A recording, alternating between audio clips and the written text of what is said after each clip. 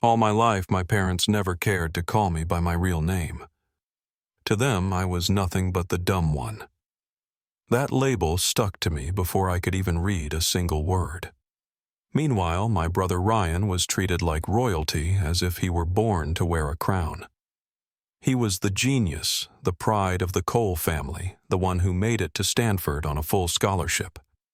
On his graduation day, my father, Richard Cole, stood tall before hundreds of guests, bragging about the empire Ryan was destined to inherit. He announced that Ryan would take over the family's $90 million company, receive a brand new Porsche Taycan, and claim our $15 million mansion in Los Angeles. The room erupted in applause, as though it were a coronation. I sat at the back, invisible, humiliated, wondering how I could ever crawl out of the shadow they had forced me into. And then it happened. A man I had never seen before stepped forward. He leaned down, slid a thick white envelope into my hands, and whispered into my ear, "It's time to tell them who you really are." In that instant, everything I thought I knew about myself and everything my family believed was about to be shattered. I grew up in a house where love was handed out like trophies, and Ryan was the only one who ever won. From the very beginning, my father made it clear who mattered.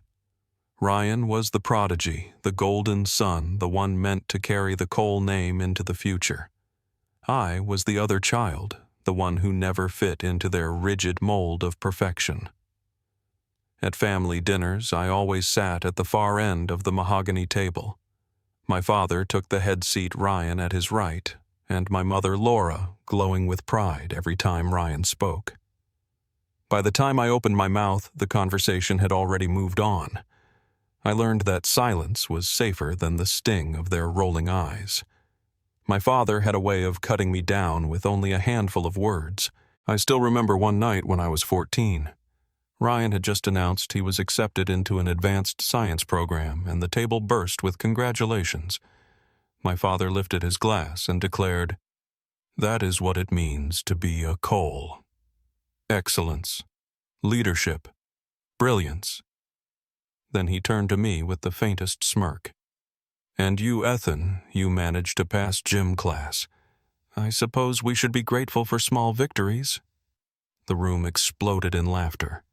Even my mother joined in her laugh lighter, almost hesitant, as if she knew it was cruel but had long grown accustomed to playing along. The pain cut deeper than I could ever explain. It wasn't just the sting of the words, it was the weight of knowing they never believed I could be anything more. My mother Laura often whispered her comparisons when she thought no one else was listening. "Why can't you be more like your brother?" she would say, sliding a plate into my hands or passing me a pile of laundry.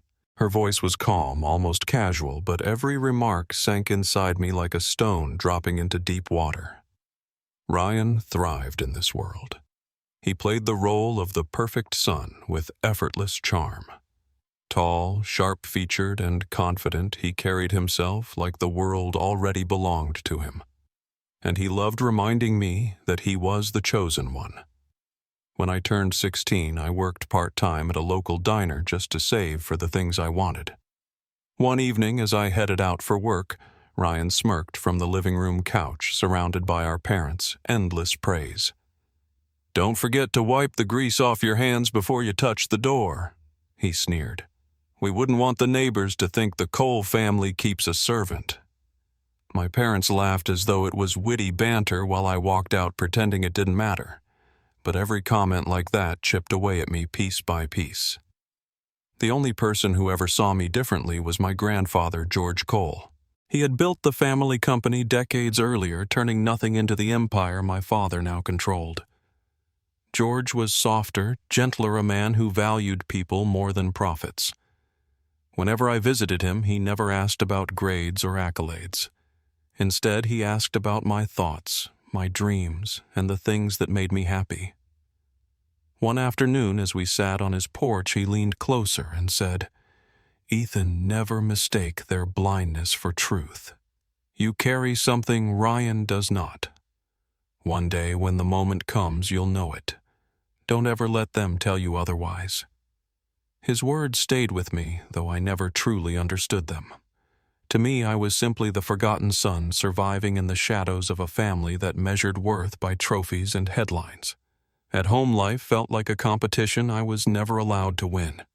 My father trained Ryan like a soldier destined for greatness. By the time Ryan was still a teenager, Richard had already brought him into board meetings, let him shadow business deals, and told every guest who visited that Ryan was the future of the Cole legacy. I was never invited.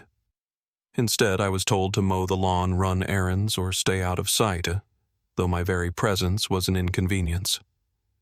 It felt as though my very existence was an inconvenience, something to be managed rather than celebrated. The older we grew, the wider the gap between us became. Ryan's acceptance to Stanford was treated like a national holiday in our household. That very evening, my mother Laura threw a lavish party complete with catered food and champagne. Strangers congratulated me, assuming I must be proud. But behind my polite smile, I felt invisible. It was as though I had no identity outside of being Ryan's brother. By the time I turned 19, I realized I could no longer rely on my parents for love or validation. I worked multiple part-time jobs, saving quietly, building scraps of independence they never acknowledged.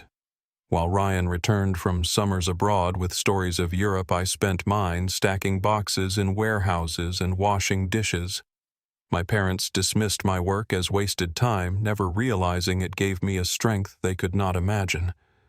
Still, the weight of their judgment pressed on me every time we gathered as a family. My father's words echoed in my head. "Ethan, you will never amount to anything." My mother's sighs followed me down the hallways.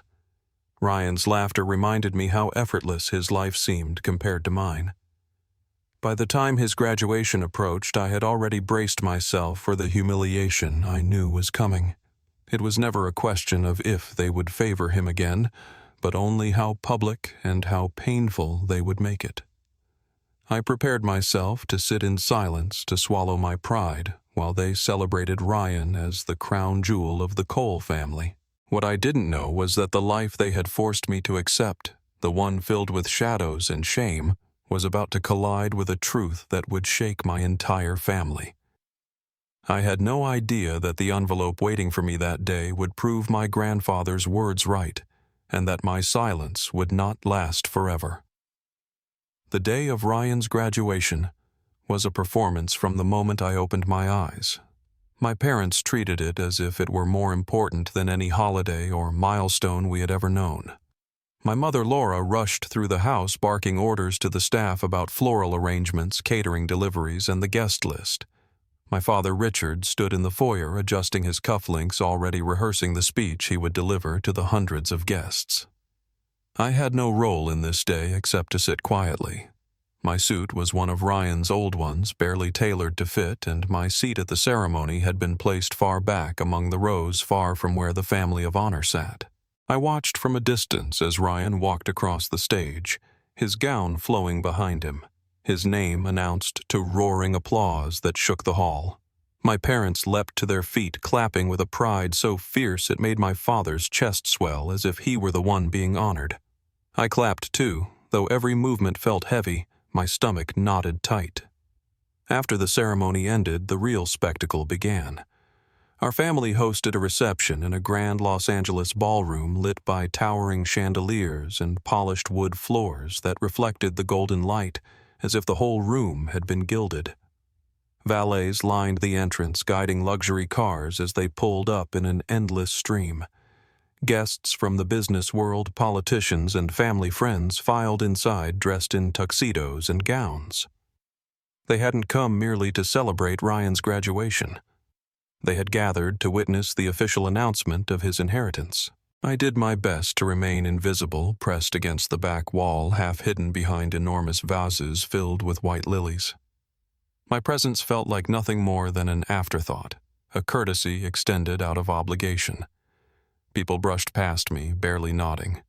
Some whispered, "That must be the other son," as if I were nothing but a footnote in the story they came to see unfold.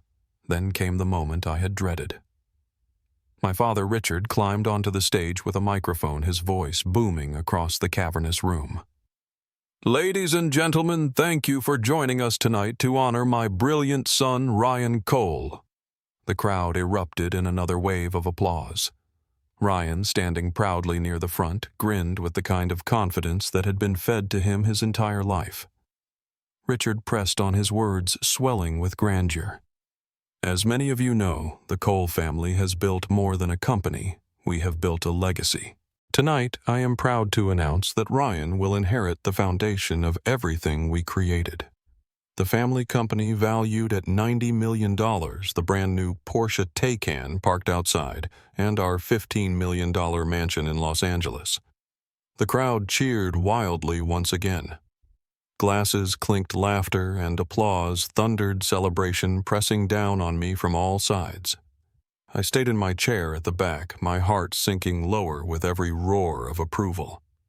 My mother Laura leaned into my father's side, her face glowing with satisfaction, her hand resting on his arm as if to say, "We did it. Our perfect son has everything." For a brief moment, my eyes locked with Ryan's. He lifted his champagne glass toward me, but not to welcome me.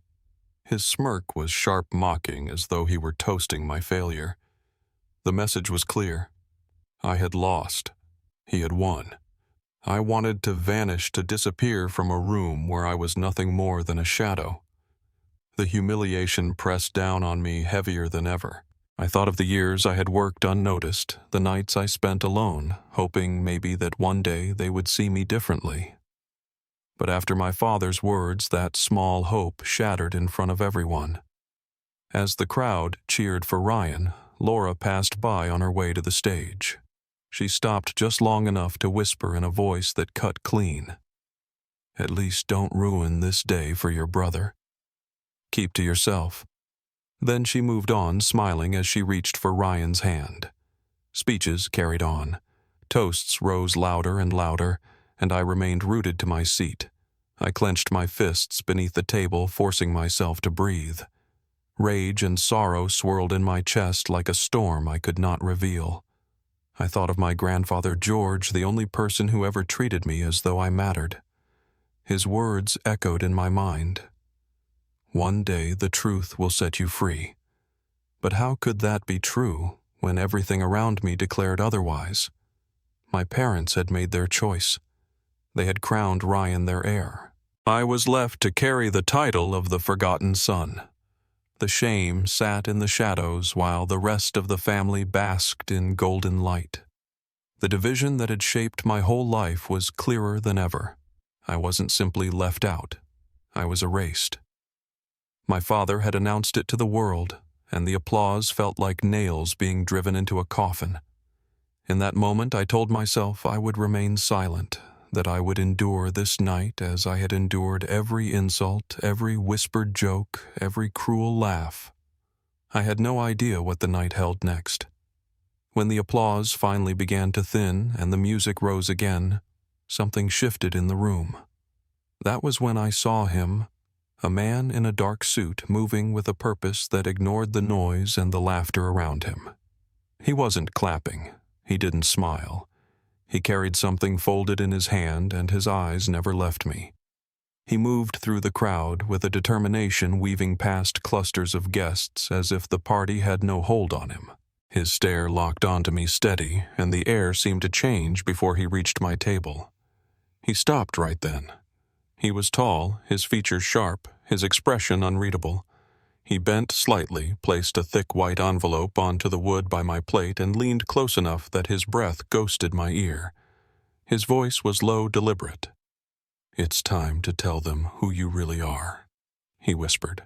Before I could move, he straightened his jacket, gave the smallest nod, and vanished into the crowd as swiftly as he'd appeared.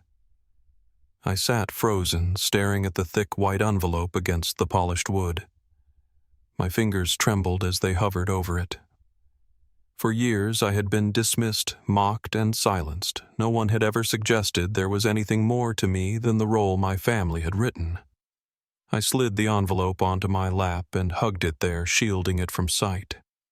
My heart hammered so loudly I thought it might break through my ribs.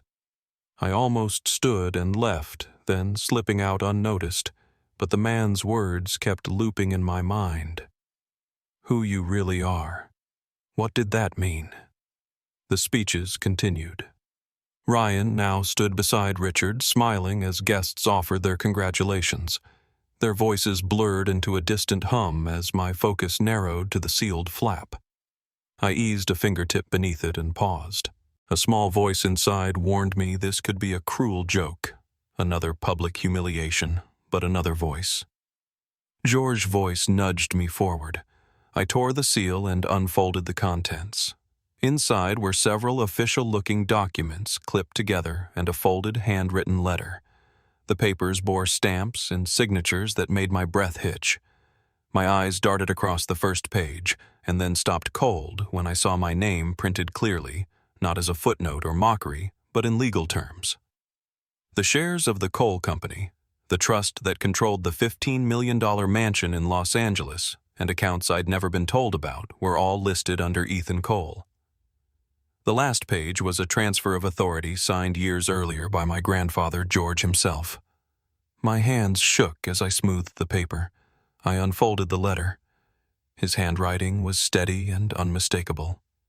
Ethan, if you are reading this, it means the time has come. I watched both of you grow, and I understood early on that the future of this family must not rest on arrogance or vanity. I chose you because you understand humility. You know what it means to endure without recognition, and you see people for who they are, not for what they bring. Do not doubt yourself. Everything I built belongs to you. I read the words until they blurred. My grandfather had chosen me. Not Ryan, not Richard, not the glossy version of perfection my parents worshipped. For so long I had let their cruelty define me. Now, here was the proof that the man who built our legacy had seen something in me they never did. My chest constricted with a wild mix of disbelief and a fierce, unfamiliar defiance. Part of me wanted to leap to my feet, rip the papers into the air, and shout the truth until the chandeliers rattled. But fear wrapped around my throat. Richard stood at the podium, oblivious to the shift at my table. The room still hummed with celebration. For a heartbeat, I was both terrified and electrified, terrified of what would follow if I revealed this, electrified by the freedom those pages promised. My father stood tall at the front of the ballroom, his voice heavy with authority, his reputation glowing brighter than the chandeliers glittering above. If I interrupted him now, if I dared to challenge his grand announcement, the backlash could crush me. The Cole name meant power, and Richard had spent his life protecting it with intimidation, control, and fear. But then every memory that had brought me to this night came flooding back. His smirk when he called me useless. Laura's whispers reminding me that I was nothing compared to Ryan. My brother's cruel jokes disguised as wit. The endless silence I had endured waiting for a scrap of approval. For too long I had let them decide who I was. The envelope in my jacket was no longer just paper. It was freedom. I closed the folder and pressed it firmly to my chest. The decision crystallized sharp and undeniable. I would not stay silent. Not this time. I would not let my father's voice drown out mine again. The music softened. Another toast began. Glasses lifted for Ryan. Cheers echoed, laughter rolled across the room. And I rose slowly, deliberately. My legs trembled, but my resolve was iron. For the first time in my life, I felt taller than the weight of their judgment pressing down on me. As I stepped forward, heads turned, whispers followed. Richard noticed me and frowned, his irritation plain. Ryan smirked, assuming I had come to congratulate him to play my role as the obedient shadow. Laura shook her head slightly, her warning as sharp as glass. But my grandfather's words thundered in my mind. One day the truth will set you free. This was that day. I climbed the steps, my pulse racing, my fists clenched tight at my sides. Richard leaned toward the microphone, his smile stiff false. Ethan, "This is not your moment," he muttered under his breath. But I did not move. My voice, trembling at first, grew stronger with each word. "Actually, Father, this moment belongs to me." The room froze. Guests halted mid-toast, glasses suspended in mid-air. Silence spread through the hall like a wave crashing over stone. Ryan's grin faltered. Richard's eyes narrowed with fury. I reached inside my jacket, gripping the envelope that carried the truth my family had buried.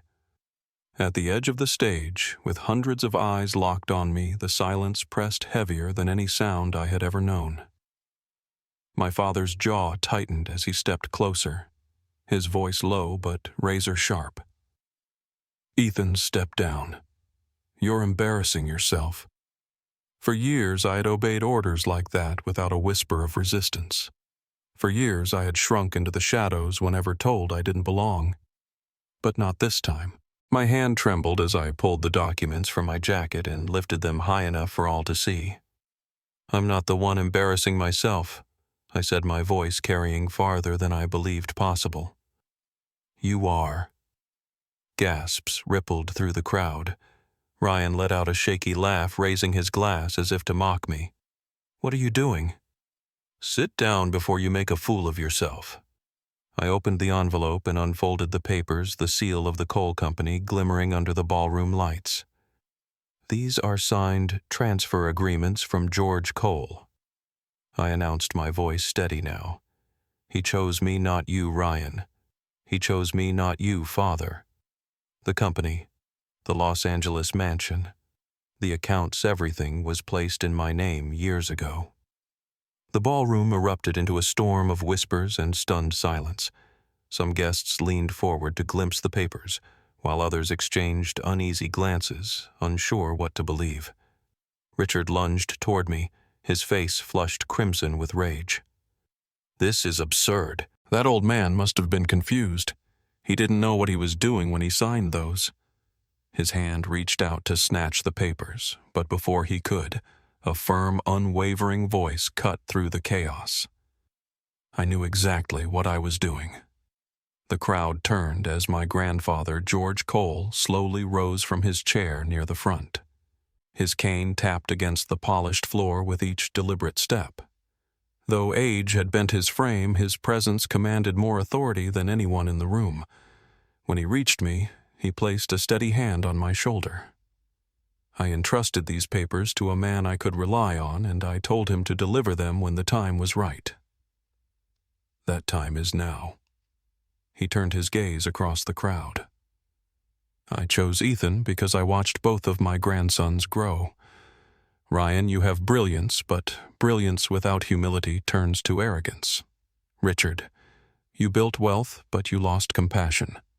Ethan has endured neglect and cruelty, yet he has not hardened his heart. He will lead because he knows the value of every person, not just the powerful." The ballroom erupted again, this time with louder gasps and murmurs. Ryan's face drained pale, the smirk wiped away. "Grandfather, you can't be serious," he stammered. "I've done everything to make you proud. I've achieved more than Ethan ever could." George looked at him not with anger, but with sorrow. "You achieved for yourself, Ryan, not for others. That is not leadership. That is vanity. That is not leadership. That is vanity." Richard turned on his father, his voice cracking with desperation. "You would give everything to the boy who failed, to the one who never lived up to the Cole name." George's reply cut through him like steel. "I am giving everything to the man who will redefine what the Cole name means." The crowd fell silent, as if the chandeliers themselves trembled under the weight of his words. For the first time in my life, I felt the power of being seen, truly seen, not as a disappointment, not as a shadow, but as the rightful heir to something greater than wealth. I turned toward the audience, my hands no longer shaking. All my life I had been told I was nothing, worthless, doomed never to measure up. Tonight you heard my father declare it again. But you also see the truth in my hands. My grandfather believed in me when no one else dared to. I will not waste what he entrusted me with. I will honor this family's legacy in a way that builds people, not just prophets." Applause began hesitantly like uncertain raindrops, then swelled louder, stronger, until it washed over the hall, drowning out the silence that had suffocated me for years. Richard's face burned red with fury, but he had no words left. Laura's lips trembled, her perfect smile shattered. Ryan stood frozen, his glass still raised as if time itself had abandoned him. And at the back of the ballroom, the stranger who had delivered the envelope reappeared, his eyes steady, his expression unreadable. He gave me a single nod, then disappeared again like a shadow retreating into the night. Whoever he was, he had been the bridge between my grandfather's promise and this moment of truth. A rush of clarity surged through me. This was never just about inheritance. It was about breaking free from the chains my family had wrapped around me since childhood. The humiliation, the cruelty, the endless silence, all of it had led to this night where I finally stood unashamed. I turned to George and bowed my head slightly. "Thank you for believing in me." He squeezed my shoulder. "Now show them why I was right." When I faced the crowd again, I no longer saw strangers staring at the family failure. I saw witnesses to my transformation. I saw the end of the story they had written about me and the beginning of the one I would write for myself. For the first time, Ryan lowered his eyes, unable to meet mine. His smirk was gone, replaced by something he had never shown me before: fear. And in that ballroom, beneath the glittering chandeliers, I realized the truth. I had never been the dumb one. I had only been waiting for the right moment to reveal who I truly was. The applause faded into uneasy murmurs as the weight of what had just happened settled over the ballroom. My father's hands clenched at his sides, his voice low, bitter, and sharp. "This is not the end. You have no idea what you're stepping into, Ethan." He turned abruptly and stormed out, his polished shoes striking the floor like gunshots echoing through the hall. My mother followed quickly, her eyes avoiding mine, her face pale beneath the layers of carefully applied makeup. She had spent her entire life building the illusion of a perfect family, and in one night it had crumbled in front of everyone she longed to impress. Ryan remained rooted where he stood, shoulders stiff, fists trembling around the fragile stem of his glass. He glared at me with a mix of disbelief and fury, as if I had stolen something he believed was already his by birthright. "You don't deserve this," he hissed through clenched teeth. "You're nothing compared to me." I met his eyes without flinching. For the first time, I did not shrink beneath his words. "Maybe I am not what you think I should be," I said, my voice steady, "but I am what grandfather believes I can be. And that is more than enough." The look on his face revealed the truth he refused to admit. He was afraid because the foundation of his superiority had finally collapsed. George straightened beside me, taller than I had seen him in years. Though he leaned on his cane, his voice carried the strength of iron. "This family changes starting tonight. The company is in good hands, and for once, those hands belong to someone who knows the cost of being overlooked. Ethan, the burden is yours now, but it is also your gift." His words sank into me with a weight both terrifying and liberating. I knew the road ahead would not be easy. Leading a company worth $90 million was more responsibility than I had ever imagined. But for the first time, I believed I could rise to the challenge. Not because I longed to humiliate my brother or prove my father wrong, but because I wanted to honor the faith my grandfather had placed in me. The guests began to applaud once more, slowly at first, then stronger, this time not for Ryan or Richard, but for me. The sound filled the hall like a tide washing away years of silence. My chest lifted as I stood taller, no longer hiding in the shadows of my family. Later that night, when the crowd had thinned and the chandeliers dimmed, I stepped outside into the cool Los Angeles air. The city lights stretched across the skyline, glowing against the dark. For years, I had looked at those lights as symbols of a world that belonged to everyone but me. Now they felt different. They no longer mocked me. They glowed like a promise, a reminder of something I had finally earned. I thought of the boy I once was sitting at the far end of the table, mocked and dismissed, invisible in my own home. I thought of the countless nights I lay awake, convinced their words were true, believing I truly was nothing. And then I thought of the man I was becoming, standing here with the truth in my hands, free at last from the cage my family had built around me. The lesson was clear. Being underestimated does not define your worth. Sometimes the cruelest judgments prepare you to lead with a strength no one expects. The labels others stamp on you do not determine your future. What matters is the truth you carry inside and the courage to reveal it when the moment finally comes. George joined me outside, resting his weathered hand on my shoulder. "You see now, don't you?" he asked softly. "Yes," I replied, my voice steady. "I see it clearly." He smiled, his eyes reflecting the glowing skyline of Los Angeles. "Then carry it well. The future is yours." I breathed deeply, letting the night air fill my lungs. The fear, the shame, the years of being invisible, they no longer had power over me. I was not the dumb one. I was the heir chosen not for perfection, but for resilience, for heart, for strength, forged in silence. And to those of you listening to my story, I have something to say. If you have ever been called less, if you have ever been mocked, dismissed, or pushed aside, remember this moment. Your worth is not defined by the voices that try to bury you. Your time will come, and when it does, the truth you carry will thunder louder than every insult ever thrown at you. Thank you for listening to my story. If it moved you, share it with someone who needs to hear it. Leave a comment below and tell me what part resonated most with you. And if you want to hear more stories like this, don't forget to subscribe to the channel.